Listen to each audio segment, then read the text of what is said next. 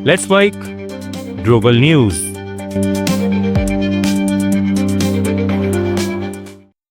नमस्कार, let's mic global news में आपका स्वागत है। मैं हूं राखी जैन। अंतर्राष्ट्रीय अंतरिक्ष स्टेशन से तय समय से 1 महीने पहले ही 4 अंतरिक्ष यात्री पृथ्वी पर लौट आए हैं। उनका यान कैलिफोर्निया के तट के पास समुद्र में उतरा। ड्रैगन एंडेवर से पृथ्वी तक लौटने में उन्हें करीब 11 घंटे लगे। जब प्रशांत महासागर में कैलिफोर्निया तट के पास स्पेस डाउन हुआ तो उस समय यान की रफ्तार 25 किलोमीटर प्रति घंटे थी।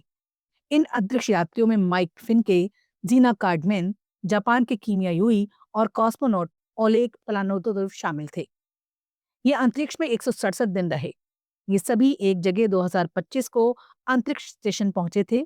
उनका 6 महीने से थोड़ा ज्यादा समय तक वहां रहने का कार्यक्रम था। लेकिन पिछले हफ्ते फिनके और कार्डमैन की एक तय स्पेस वॉक को आखिरी वक्त रद्द कर दिया गया। कुछ घंटों बाद नासा ने बताया कि क्रू का एक सदस्य बीमार हो गया है। साल 1998 में अंतरिक्ष स्टेशन के पृथ्वी की कक्षा में स्थापित होने के बाद ये पहली बार है जब मेडिकल कारणों से वहां से किसी को वापस लाया गया है। अमेरिकी राष्ट्रपति डोनाल्ड ट्रंप की धमकियों के बाद ईरान प्रदर्शनकारियों को फांसी देने के फैसले से पीछे हट गया है। रॉयटर्स की रिपोर्ट के मुताबिक ईरानी विदेश मंत्री अब्बास अराकची ने कहा कि ईरान की ओर से लोगों को फांसी देने की कोई योजना नहीं है। विदेश मंत्री ने special report with Bret Baier कार्यक्रम में दिए एक इंटरव्यू में कहा, फांसी देने की कोई योजना नहीं है, फांसी का तो सवाल ही नहीं उठता। वहीं बुधवार को ट्रंप ने भी बताया कि ईरान में प्रदर्शनकारियों की हत्याएं रुक गई हैं।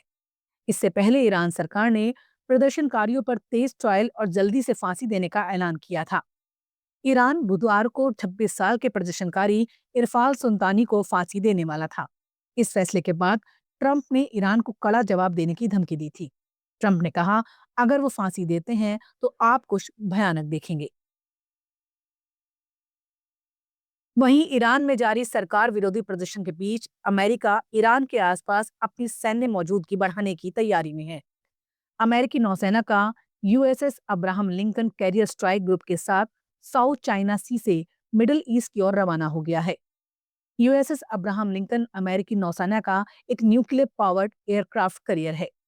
ये दुनिया के सबसे बड़े और सबसे ताकतवर वॉरशिप में से एक माना जाता है। अमेरिकी न्यूज वेबसाइट न्यूज नेशन की रिपोर्ट के मुताबिक ये फैसला ईरानी एयर स्पेस के बंद होने के ठीक 1 घंटे बाद लिया गया। रिपोर्ट के मुताबिक स्ट्राइक ग्रुप को चीन की गतिविधियों पर नजर रखने के लिए साउथ चाइना सी में तैनात किया था, लेकिन अब इसकी मूवमेंट देखी गई है। अमेरिका ने 75 देशों के लिए 21 जनवरी से वीजा जारी करने की पूरी प्रोसेस रोकने का फैसला किया है। इसमें पाकिस्तान और बांग्लादेश समेत भारत के 6 पड़ोसी देश हैं। फॉक्स न्यूज के मुताबिक ये फैसला अमेरिकी विदेश मंत्रालय के एक मेमो के आधार पर लिया गया है। इस फैसले का मकसद अमेरिका आने वाले विदेशियों की संख्या कम करना है।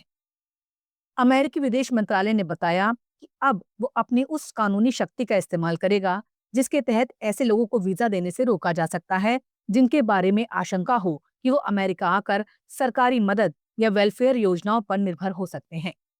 अमेरिकी दूतावासों और काउंसलर अधिकारियों को निर्देश दिया गया है कि वो वीजा आवेदनों को तब तक खारिज करें जब तक जांच और सत्यापन की प्रक्रिया की दोबारा समीक्षा नहीं हो जाती। इस रोक को कितने समय तक लागू रखा जाएगा, इसकी कोई जानकारी नहीं दी गई। यूक्रेन ने देश के ऊर्जा क्षेत्र में आपात स्थिति घोषित कर दी है, जिसमें खास तौर पर राजधानी कीव पर ध्यान दिया गया है। रूस के लगातार हमलों के कारण यूक्रेन के हजारों लोग बिजली के बिना जीने को मजबूर हैं।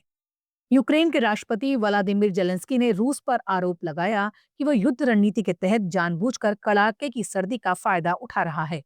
हाल के दिनों में कीव में रात का तापमान लगभग -20 डिग्री सेल्सियस तक गिर गया है। ये आपात स्थिति ऐसे समय में घोषित की गई है जब अमेरिकी राष्ट्रपति डोनाल्ड ट्रंप ने जेलेंस्की को लेकर कहा कि वो रूस के साथ लगभग 4 साल से जारी युद्ध को खत्म करने के लिए शांति समझौता कराने की कोशिशों में बाधा डाल रहे हैं। ग्लोबल न्यूज में फिलहाल इतना ही। देखते रहिए, सुनते रहिए लेट्स माइक। नमस्कार। आप सुन रहे थे let's mic more than radio. Follow कीजिए हमें हमारे सोशल मीडिया प्लेटफॉर्म्स पर। आप सुन रहे थे let's mic more than radio.